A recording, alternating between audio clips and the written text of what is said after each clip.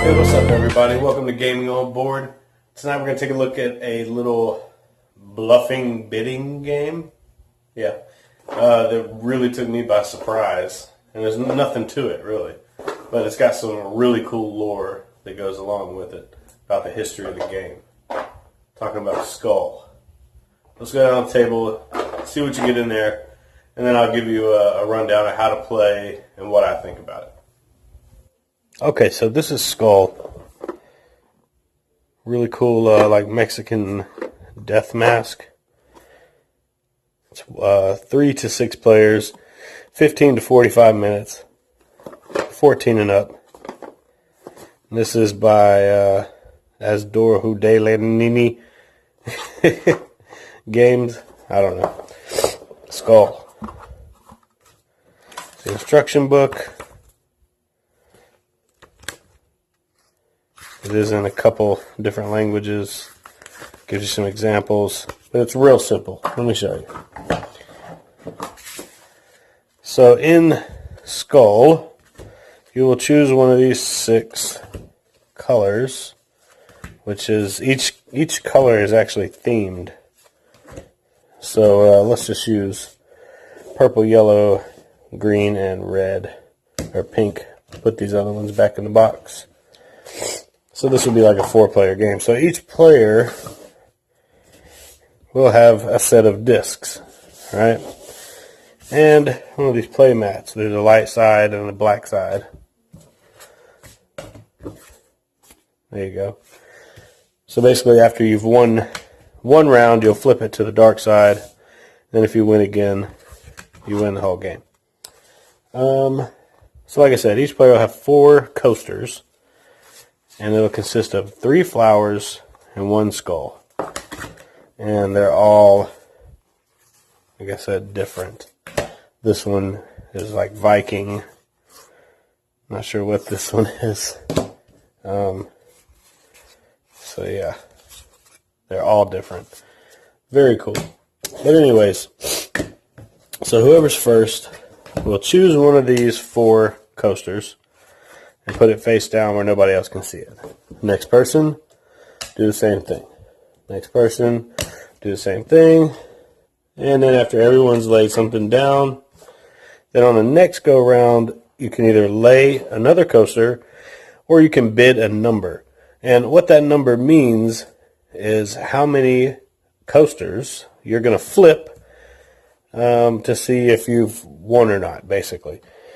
So if I was feeling lucky right now, I could say 3, and then the next person could either raise that or pass.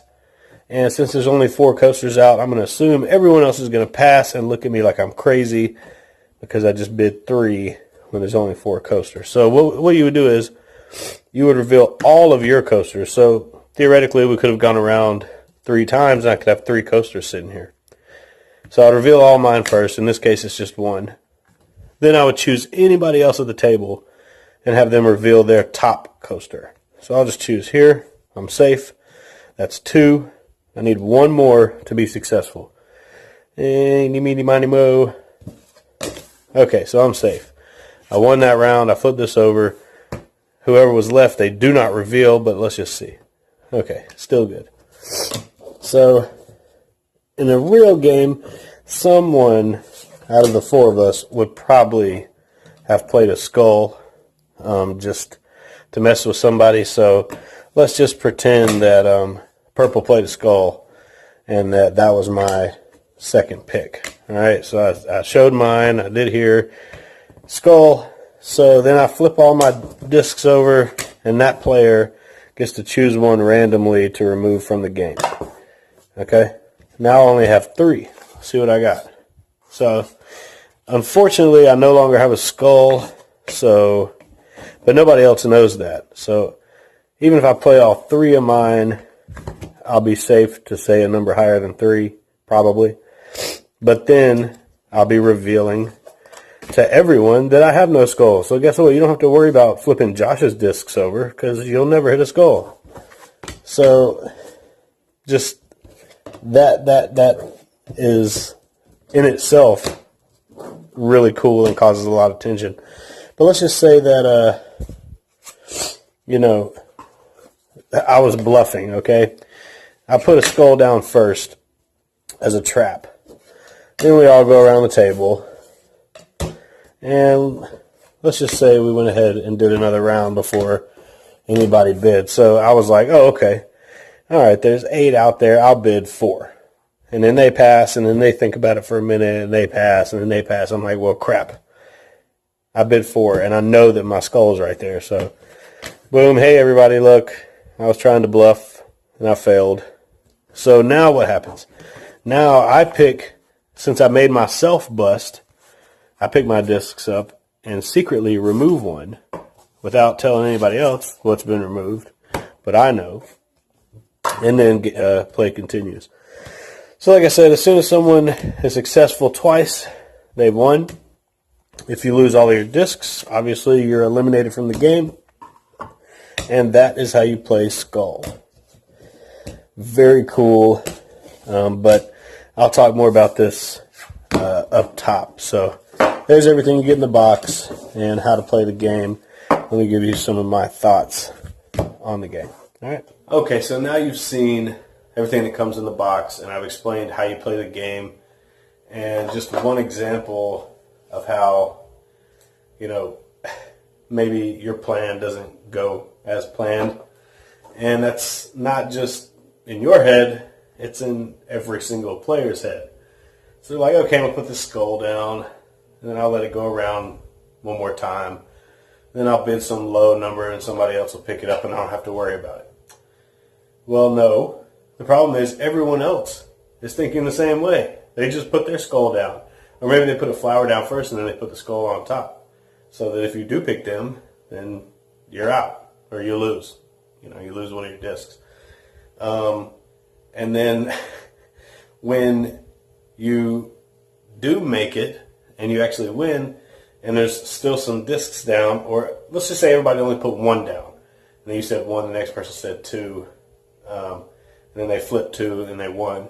You're like, oh, well, I want to see everyone else's. Like, what did you put down? Just so I can see, did you put the skull down? It doesn't really matter because you never know what they're going to play. But that's the thing, is it comes down to luck, but it's not really just luck. There's even more to it than that. So let's say there's so much bluffing that could be done. If we're on the second round, right? So everybody's got 2 discs down. And then I bid 2, and everybody passes. And then the guy next to me, he says 3. I'm like, okay. So if he's bidding 3, either he's expecting me to bid more, or his top 2 discs are flowers. So I don't have to worry about him. So then, okay, I'll say 4. And then I'll flip my 2 over because I know they're flowers. And then I'll tell him to flip his 2 over. And there's a skull. So he just bluffed a 3 to make me play a 4 to make me think that he was cool flipping 3. So all that thought process is going on the entire time it's going around the table. And you're in strategy mode or whatever, trying to read everybody and to play your disc. And then out of nowhere somebody starts bidding and you're like, oh crap, I'm not ready. I'm not ready for you to start bidding. So everybody's smiling and looking around and trying to read everything. Anyway, it was much better than I thought. I mean, this little bitty game, I watched a couple videos. I think the first I saw was Cardboard Rhino. And she showed all the different discs and explained the game. And I was like, I don't know about that. But I was up at Cape Fear Games the night before Board Games at the Beach started, 2 days before International Tabletop Day. And somebody brought it. And I was like, yeah, let me try it out. And I was like, whoa, it's a really fun game packed in this little bitty box, and you can take it with you anywhere. So for $20, I highly recommend checking out Skull. Oh, and I forgot to tell you about the lore. So the lore, in a nutshell, is that bikers used to play this with the coasters in the bar. They would write an X on 3 of them and an O on 1, or vice versa, and play this little bluffing betting game with the coasters in the bar. So I thought that was pretty cool too, and I could see how that probably was true. Because it's simple. I mean, it doesn't have to be flowers and skulls. It could literally be X's and O's. But the art is amazing. I like how each color has its own theming and its own tribe and stuff. It's amazing. I could even just display it. You could just put it out on the table, display it when somebody asks about it. Be like, you want to try it out?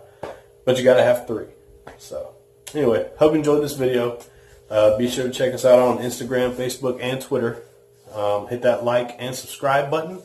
And as always, thank you for watching and play all the games.